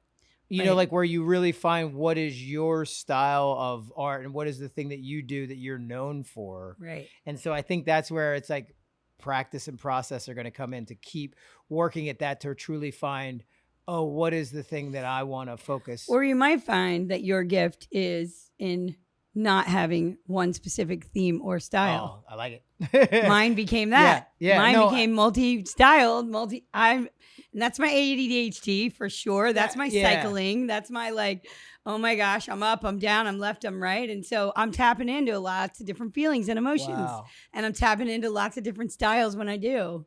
I love that because that's kind of full circle into what the mold on what we traditionally think. It's like full circle into what we were talking about with like not labeling something and not boxing it in. And that actually makes sense because I struggle with that sometimes where it's like comparison is the thief of joy or whatever. So you start to compare to that and go, well, I need to do, and it's like, but you don't. But lean into what naturally is me. And that's the ADHD all over the place. And I see it, sometimes in my daughter because I'll be like, okay, we got to like focus. And then I realize like, we gotta focus. Right. It's not just her. Like it's me. It's me modeling the behavior of being all over the place. And then she's like, "What is he talking about? This is like how we do things, And you're like, "This is normal life." And I love that you're talking about that with Stella Blue because it's like, again, leaning into who you are and not feeling that you need to be any certain thing but who you are. Exactly. And that's such a beautiful thing. I have this like little painting I did of a typewriter. So the painting of the typewriter and all that it wrote on there was just be yourself. Oh, that's awesome. Like be yourself. And it's this little reminder because, and however corny or whatever, but like it is this reminder because like I know for me, I forget to do that. Yes. I get caught up in what is expected of me or what do I need to do? And like I said, the comparison thing of should I be, and it's like, no, just lean into yourself. Right. And the more like I do that, and that, the authenticity or whatever, the more that happens, the more I like whatever I'm creating or putting out. 100%. And when I'm trying to like do what I think is, expected or whatever, you're like not really or if into you're it. mirroring the people you're with, then suddenly Yeah. you get caught up in that, right? And you're Yeah. like, well, what did I really want? I spend so much time sometimes mirroring because you're acting like the general population, right? Yeah. And not like your ADD zoom around million miles a minute thought Yeah. driven persona. Yeah. That you're like, wait, when I strip that makeup off, Yeah. and I'm like, oh, well, shit, I haven't really thought about what I want to make today or what would be fun and cool and Exactly. interesting to there's, me. like there's some level of like when you have a brain that's doing that. And Yeah. I think more people have it than you think, Oh, but for like, sure. but we all sort of put that mask on and try to be like, listen, I'm not that crazy. Right. Yeah, like You try to simulate, read the room. Yeah. But yeah. I learned often being in like the owning an agency and dealing with some Fortune 500s back then, like Verizon and Kimberly-Clark, big accounts that I'm a young person with ADHD and I have to like censor myself and I have to slow down and I have to monitor how are they reacting? How is the room? How do I read the room and react in kind, Yeah. And whereas some of what we're doing here, it's the opposite because it's an emotionally driven. So you're like, oh, what if I put this color on that? Or what if I change this to this? And everybody's like, yeah, that's dope. Like you start to just shed it naturally. Like naturally your own self just shines through. Because when you're not thinking and you're doing, you're really being. You're being present. You're and being your true self. True self. Yeah. And it is cool because I was thinking about how, like you said, your folks had you feeling like, oh, this is the normal thing. And same with mine, it was like, I almost remember there was like a period in my life when I was like, what the hell's wrong with y'all? And it's like, oh, it was other me. people don't do this. Yeah. And like you realize like 100% the hoodwink was on me. Yeah. And like it was I've years had those later. jobs or I've had to conform to those types of jobs and where realize you're not like the same. Yeah. You're like, what like just do it. Like what are you doing? And then it's like, oh, most people aren't like going a million miles a minute and all over here. And like, and in some ways it's really an awesome thing to be like, hey, have a lot of output. I have a lot of creative energy that's happening. I remember that in college at one point I had a buddy, like we were like doing drugs and shit, but like, it was like, we were on ecstasy, I think. And then like, I just kept making stuff out of everything. And he was like, dude, what the hell? You're like super creative. And I'm like, oh, that's just how my head goes. Like, this is how it's like, 100%. Take this, make this, do it, like, and it's fun. Like, I will say I'm no longer on drugs or any of that stuff, but I was a fun dude to take acid and trip with and whatever. Cause it was like, we're just heading on this, all these different directions. Making up as you go along. Yeah. Right? Which is amazing. But and learning to lean into ourselves is like you said, as you age, it's funny because it's almost like, when you're a kid, you're not thinking about all this crap out and conforming to society and all that. So you're fully yourself. Yes. And then you come to this point where you're like, oh, it's weird. I got to act like this now. And you get down on yourself. Like, whoa, this is scary. Yeah. And then later you get to another point where you try to strip that crap away and go back to self and being your true self. True. 100%. And it's like, and I feel that happening more. It's happened way more late 30s into the 40s and now in my like mid 40s, like where you're like, and then that becomes a beautiful thing. Like, oh, the more I lean into who I am, easier things get, the more joy I feel. Yeah. The more I feel seen. Yeah. Right. Yeah. And respected for my flaws as well as my gifts. Yeah. And that's always what I was trying to tell Stella Blue. Like, not everyone will get you. They're going to pick on your flaws. They're easy to pick on with us. They're really out and loud and proud and like in the open. But once you're okay with that, you'll find that even when people pick on your flaws or judge, they circle back around because they also too are flawed in some way. Well, that, and they're also exposing themselves to their true characters. You know, like in some ways I've learned that throughout life where it's like, these, those sort of things happen and you go, oh, you just showed your hand. Yeah, 100%. And that's good because I get to choose wisely. Yeah, right? I needed to see that. Right, because there's somewhat of a naivete sometimes when you do have a million competing thoughts and you're running at a mile a minute, you very much don't see all the bigger picture. You're Yeah. sometimes I call it horse blinders. You're either so dialed in that you're missing it, or you're seeing so many things that you're missing detail, right? Yeah. And that's where, I think a lot of people do this, but we mirror or we monitor, but we also observe. And as you get older, you observe more. And that's when you can say, all right, well, when I see truly into how you're acting or what you think or how you feel, maybe that doesn't align with my way or thinking or how I feel. Yeah. You're able to make better decisions about how that relationship should form. Yeah. And at arm's length, you should keep it, or maybe not take it with a grain of salt. Like, there's beauty in a lot of relationships not being all the same. Absolutely. And I think that that's a huge thing that you started to like really become open to, or really recognize that, oh, it doesn't have to align perfectly. And it doesn't mean you have to discard that relationship either. It just means like, oh, it's okay to have different approaches and different feelings. And I think, and if you make a broad sweeping statement, but I think I've noticed that for me, just outwardly, that sometimes it's challenging, because it's like, if we have different views on the ways of living, it doesn't mean that, oh, I can't be around you. I 100%. actually, the opposite. I want to be around someone who thinks differently, who has this different perspective, so that I can see like, oh, I could understand that. And however like minimal this was, it would be like with Bam, when we were growing up, I would have a crush on this girl, and he would be like, why her? And then he'd look at her in the way that I was and go, oh, I see it. And it was that, where you're like, yeah, she's rad as hell. Like, she's super creative, cool. And like, oh, I get it. And you're like, and vice versa. I'd be like, I don't see it, and then you're like, oh, okay. And you could see from somebody else's perspective, eyes, right? Yeah. Like what the beauty is that they see in that. Yeah. And, obviously, like, that's small-minded, some with girls or whatever. But like, no, but when we were kids, it's a great analogy for it, because when we're young, that's an easy way to look at it. Yeah. Right? And seeing like, oh, I see what's amazing about this person. But I think the biggest thing is like the empathy. Like, I am a very empathetic person, so I take things very deeply, very personally. It's not always a good trait to have, right? That's definitely hurt me in business, and it's definitely helped me in business.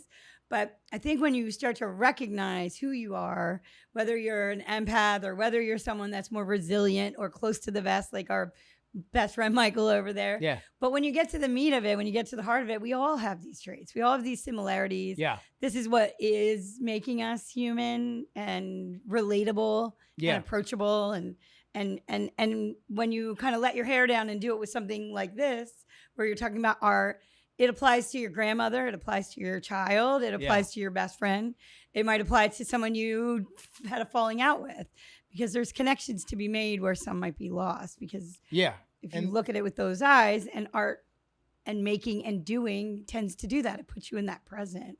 That actually brings up this concept, because just thinking about healing, when you say like relationships you had falling out with and the creativity, like, I wanted to hear a little bit more about like the art healing that you had done. Because at one point I had a little nonprofit, and we did some work down in Haiti and things. And I wasn't able to travel there as much anymore. Once my daughter was born, I was like taking less risks in certain areas. And, and obviously I have a lot of love for the country and connection there, but there was some danger involved with certain missions that we were on and doing things. And as I became a dad, I was like, I don't know that I want to take those risks as much anymore. Yeah. And so I wanted to shift that nonprofit, that work, that kind of charitable work, into something. And that was the first thought that I had, was like healing trauma through art therapy. And I wanted, I started to kind of research more of it, but I wanted to hear from your perspective, like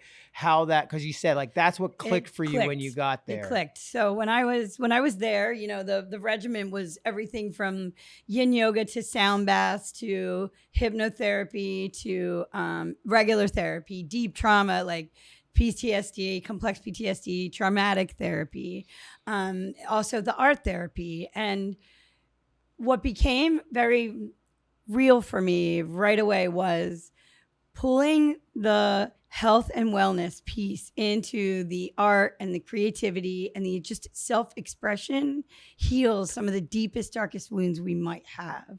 And when you see that firsthand, because it's happening to you in real time, right? You almost can't stop but shout from the rooftops. Like, we need more of this. Like, Yeah. how do we incorporate yin yoga into the art classes and the art, and like bring it full circle? And how do we do more art therapy? Like, I'm here, I'm at my worst, I'm sick as a dog, but yet I'm sitting with this amazing man. His name was Akko.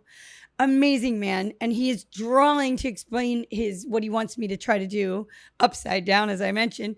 And then I just started freely drawing. They're the most beautiful pieces I've painted and drawn in years. And it was so healing from the inside out to just lose inhibition when it came to, I'm not going to worry about my illness. I'm not going to worry about what's happened. I'm not going to worry about the loss. I'm not going to worry about the deeper meaning of why I have complex PTSD. I'm going to just be here in the moment. I'm going to relate to this piece. And what I loved about what he did, and I have to talk about it because it was so amazing. He would have you draw something. So the first thing I did was this tree, and it's freehand. So he shows you what he did, and then he's giving you like ideas on how you can do it yourself. And so you're making this tree, and one half is thriving and living, and the other half is dead and dying. Oh, wow. And they're pretty equally balanced. But he then, when you're done and you make it, and you're so proud of yourself, because clearly you're here. I'm here in this treatment program because I need really some significant support and help. And you're sitting there and you're listening to him tell this like killer, amazingly personal story. Like, this represents to me, I'm an addict. This represents to me, this part of the tree is feeding the addict. Its only place to exist is to be desolate, to be dying, to be, and quite honestly, that can keep on living on and get bigger. Mm-hmm. If I don't nourish my sober side, if I don't nourish all that's good in me and take away that, stop feeding that beast, then you look at the other side and it's growing and it's green, it's beautiful. I have it. I'll definitely give you a picture. I'll give you my painting of it. Yeah. Because it was like cathartic. I was just like, he tapped into such a deeper part of me that was like the loss and the wins, and he showed you what both things could look like. And you have a choice always, you know, you can be one or the other. And it was to honor it, right? To never lose his addiction side, because he knows what that'll do to him. But I was going to say one or the other, but also kind of both collectively together, and understanding that they live in harmony. Yeah. And not one, like too much of one or another could lead to other problems. But the way that he shared his story was just, you would almost yearn for that as much as you're yearning for the lesson, right? To like hear what you're going to find from like a connection perspective, and what it means to have addictions, what it means to have loss so great that you don't know how to go on living. Like, and then to see there's opportunity there to like thrive in that same environment, which might kill one environment, actually grows another. Mm-hmm. So it's that kind of health and wellness that I want to see kind of come through in a lot of what we do. Yeah, no. I mean, it's so cool. And I was thinking about how it sort of sounds like, and it's what you're achieving here is like just that encouragement and to feel safe to go there. It's a safe space. I find we talk a lot about trauma. Yeah. As we're making. Yeah.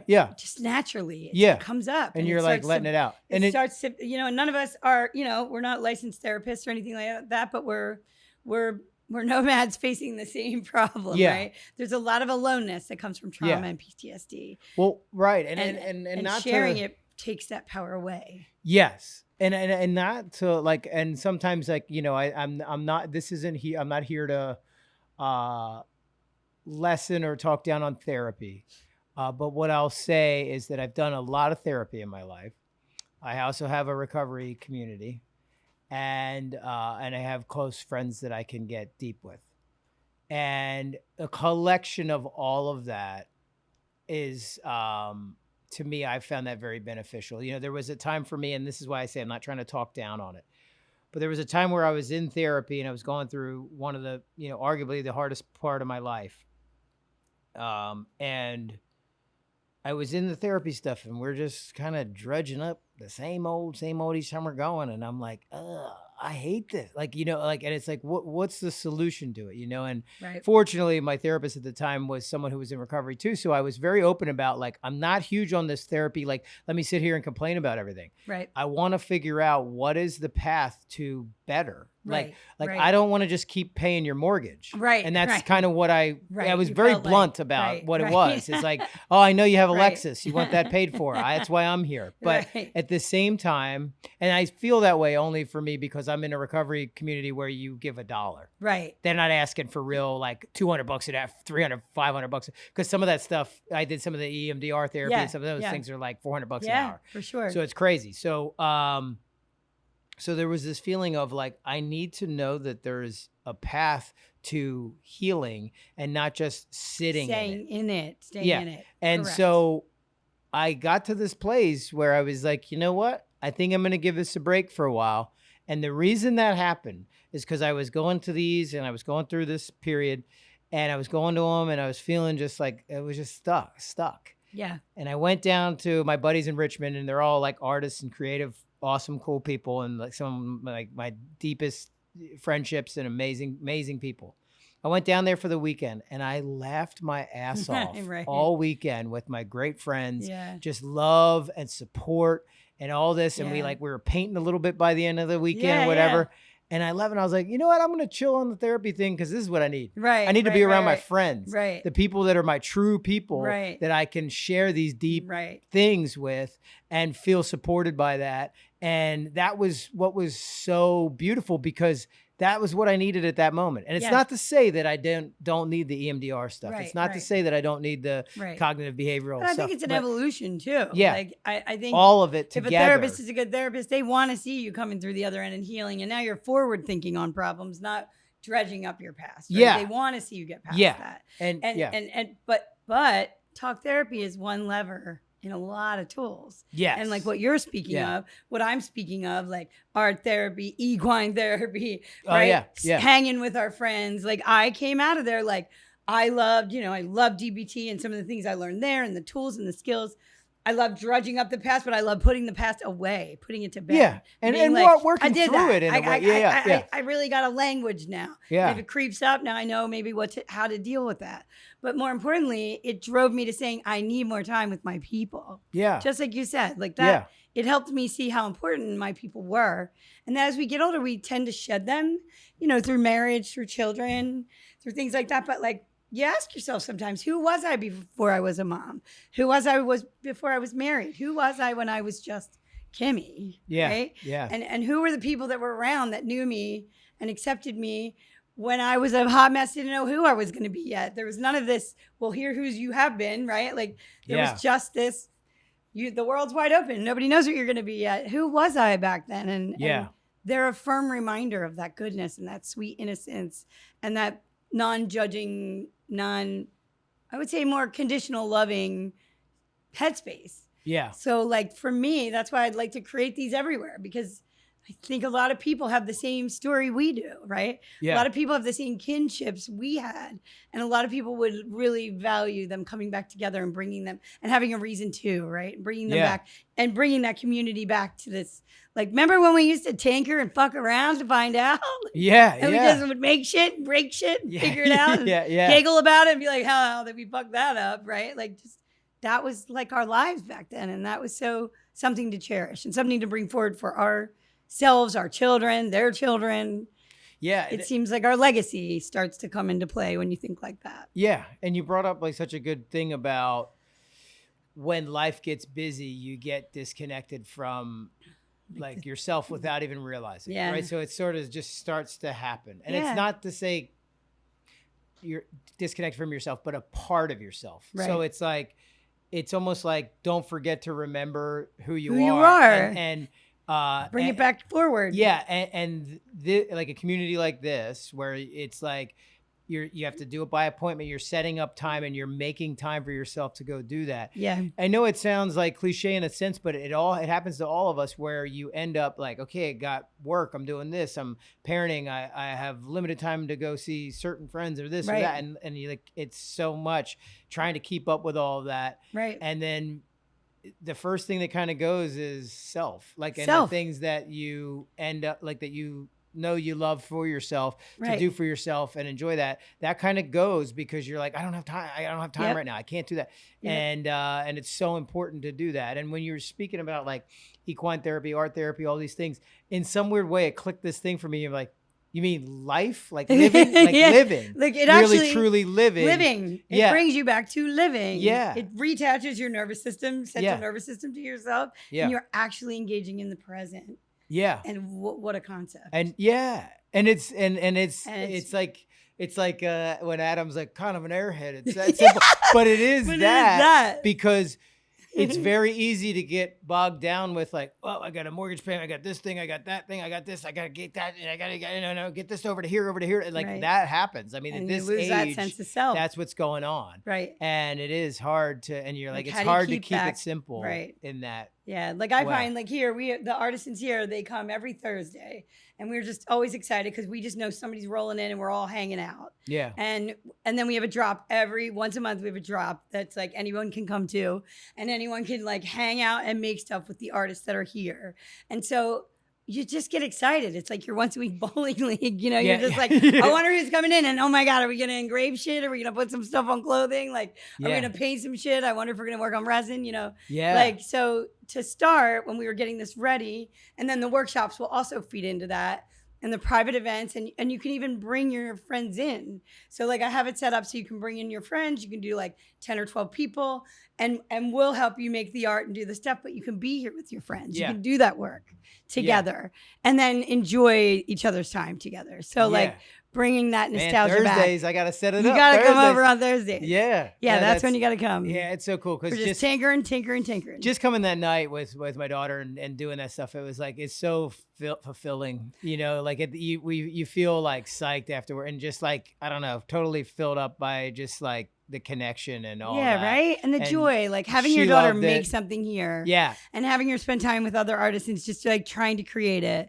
And then having me be able to put it on something she can walk out of here and wear. Yeah. In the same hours you were here. And she couldn't wait to like show my mom and my dad, like she was like showing her cousins, like, I made this shirt, you know, with her name on the back and stuff. And it was like, it's so cool. And, really cool. You feel like, and they, in seeing her feel like a level of accomplishment with that. Yes. Made the cool bracelets. Yes. And her light up over that stuff. Yeah. And, you know, there's joy in that. There's joy in that craftsmanship, you know, and then the stories that go with it. Yeah. And like I said, then I was like messing with her design because I have it now. So I started putting it on a purse and I'm like, I wonder if his mom would like a purse, you know, just because it just, you can. And that's where it starts going to and through. Yeah. You know, I believe so much in to and through. I love the heart that's in that, about like connecting that throughout life, and then the family that's coming, you know, bringing family together for memories. Like that's such a beautiful thing. Yeah. Yeah. And it feels special, and it feels like stories you can remember. And what's funny is one of someone saw Jen's line Ragamuffin, and they were like,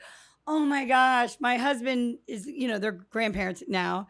They were in Avalon with their family, and her husband comes down a little disheveled, and she's like, the 4-year-old's like, my gosh, Grandpa, you look like a ragamuffin. You know? Yeah. So they want to like, they're like, we got to have some of these pieces, and can we put some of her art on the pieces? Yeah. We're like, absolutely. Oh, it's such a great. That's such a way to bring it together, you know, and starting to collide all these experiences, you know, and having them all merge as one. Well, thanks for inviting me into your place, and we do gotta, you know, collaborate together. Yes, I can't wait to get your stuff on wares. And and we'll just, you know, I'll do a little intro, but we just have to, you know, we'll keep bigging up in this place because it is so cool, just all the artists, and I'd love to almost sit down with each one of them. Oh, please! I think that would be so valuable. Talk. You know, I know people were wanting to hear Jen on here, so we'll have to get her on here. And but yeah, thanks so much for welcoming me into this. And yeah, cool. Thanks for having me. And it's been so exciting to just get back together and talk shop and talk old stories. Yeah. And that alone's been a great time. So thanks for having me. All right. Thanks. See ya. The Bathroom Break podcast is brought to you by Greengate Entertainment.